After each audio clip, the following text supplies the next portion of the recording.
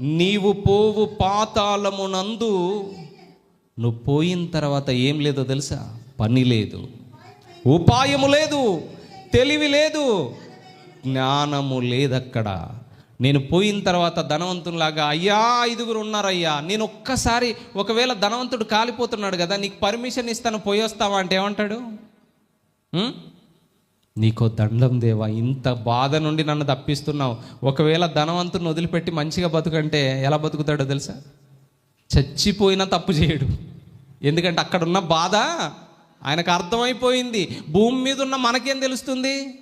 మన పెద్దలు అంటారు ఒక మాట, మోసేవాడికే తెలుస్తుందంట గడ్డి బరువైనా కావడి బరువైనా.